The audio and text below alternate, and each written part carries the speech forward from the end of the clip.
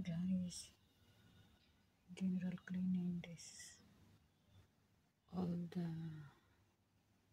special glass, crystal glass.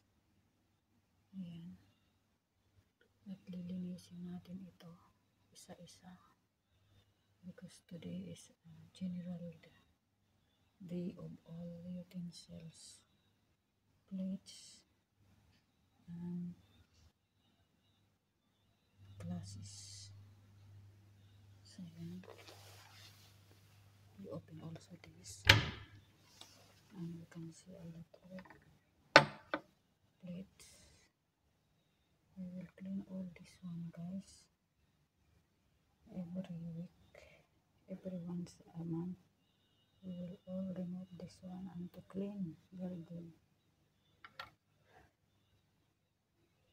until up and down with cleaning, with using